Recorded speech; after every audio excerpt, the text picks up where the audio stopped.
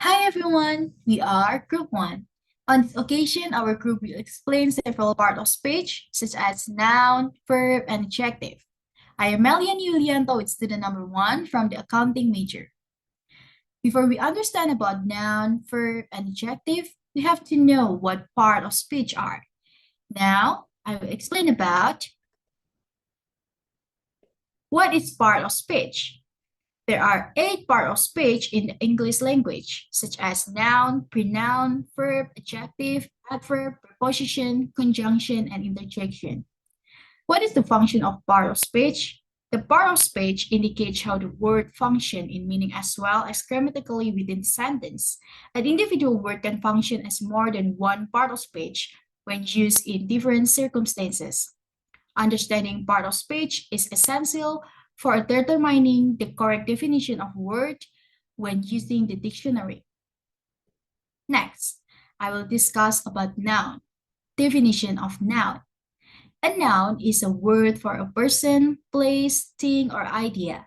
Nouns are often used with an article, the, a, an, but not always. Proper nouns always start with a capital letter. Common nouns do not. Nouns can be singular or plural, concrete or abstract. Nouns show position by adding as. Noun can function in different roles within a sentence. For example, a noun can be a subject, direct object, indirect object, subject complement, or object of a preposition. My friend will explain the next explanation. Next, I want to explain about types of nouns. There are 9 types of nouns. First, common nouns. Common nouns are words that refer to undefined or generic people, places, or things. For example, the car is out of fuel. Second, proper nouns. Nouns that are used to name a person, place, or thing specifically are called a proper noun. Proper nouns always begin with a capital letter. For example, this is my dog, Bruno. Third, singular nouns. There are words that are used to name a single person, place, animal, bird, or object. For example, there is a little boy in front of our house. Fourth, plural nouns. Plural nouns refer to a number of people, places, animals, or things. Nouns are made plural by adding an s or es or ies or ves to the existing root word. For example, I need some apples. Fifth, concrete nouns. A concrete noun refers to objects that are material and can be perceived by the human sense. For example, I had a cup of coffee. 6. Abstract nouns. Any entity that cannot be perceived by the 5 senses of the human body are called an abstract noun. For example, love is a strong emotion. 7. Collective nouns. A collective noun is a naming word that is used to denote a group of objects, animals, or people. For example, a pride of lions, collective nouns for groups of animals. A band of musicians, collective nouns for groups of people. A bunch of grapes, collective nouns for a number of things or objects. 8. Countable nouns. Countable nouns are those nouns that can be counted or measured. For example, Mom asked me to buy a dozen of eggs. 9. Uncountable nouns. Uncountable nouns are those nouns that cannot be counted. This category of nouns includes both concrete and abstract nouns. For example, I have a lot of homework to do. Hello everyone, for the next is definition of verb. Verbs are words that express an action, process, or state. They typically convey what something or someone does. For the example is run and eat, or the state they are in. And the example is exist and seem.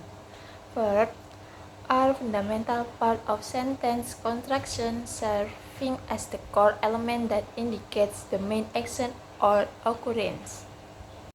The next part is type of verbs. Here are some type of verbs and example. First, action verb. Action verbs are verbs that refer to action you take that can be seen by other people. Another name for action verb is dynamic verbs. Example, I swim with my nieces. Apart from real action, action verbs include various activities that are based on your thoughts and feelings. Example, I consider to let him go. 2. Stative verbs. Stative verbs are verbs to describe the condition of a subject that relies on feelings. Stative verbs are used to describe things like your likes and dislikes, qualities, opinions, beliefs, and emotions. Example, you like to eat sandwich. 3. Transitive verbs. Transitive verbs are verbs that require an object to follow them. Example, I clean my own room every morning. 4. Intransitive verbs. Intransitive verbs are verbs that don't need an object behind them, so an intransitive verb may or may not be followed by an object. Example, Joshua screamed when his mother surprised him. 5. Linking verbs. Derived from the word link, namely relationship, this verb connects the subject and the information. Linking verbs don't indicate the action carried out by the subject, but rather descriptive information and the identity of the subject. Example, the bag looks good.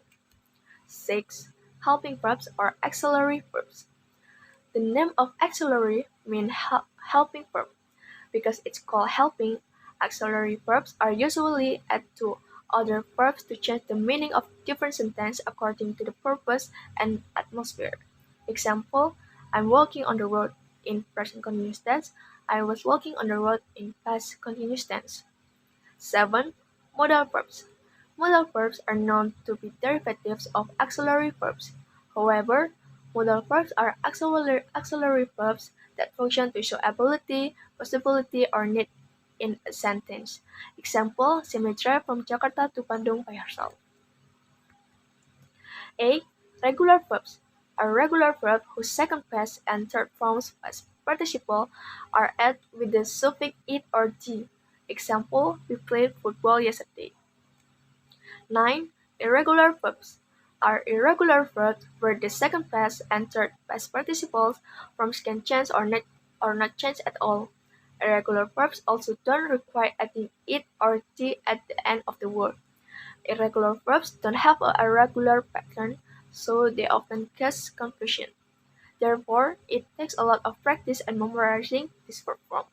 Example, he broke the door yesterday. 10. Phrasal verbs.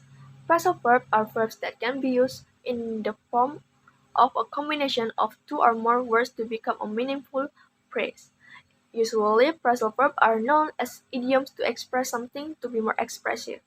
The use of phrasal verbs in tense still depends on the time of occurrence. Example, my phone battery runs out in simple present tense. The last, infinitive and gerund. Infinitive is a verb whose role is to explain a noun, adjective, or description in a sentence. The formula for the infinitive itself is 2 plus verb 1. Example, George is the best person to listen to my story. Gerund is a verb 1 that ends in ing. Example, listening to the music is one of my hobbies. Listen plus ing. Thank you. Definition of adjective. According to the Cambridge Dictionary, an adjective is defined as a word that describes a noun of a noun or pronoun. The Collins Dictionary gives a more elaborate definition. According to it, an adjective is a word such as big, deed, or financial that that describes that describes a person or thing or gives extra information about them. Adjective usually come before nouns or after link verbs. The Oxford Learners Dictionary defines an adjective as a word that describes a person or thing. For example, big, red, and clever in a big house. Red wine and a clever idea. An adjective is a word belonging to one of the major form classes in any of numerous languages and typically serves as a modif of a noun to denote equality of the thing name, to indicate its quantity or extent or to specify a thing as distinct from something else, according to the Merriam-Webster Dictionary. Next, types of adjective. Types of adjective. Adjective can be divided into different categories based on their function when used in a sentence. The different types of adjective are possessive adjective, interrogative adjective, demonstrative adjective. Uh, These adjectives, like possessive pronouns, are used to show or represent possession of quality. For example, my, your, his, her, their, its, was, its. Nah, interrogative adjective, how are the themes or ideas developed for them through the body or the text? Do they say the same or evolve? Consider the use of narrative element in literature or evidence profit in informational text.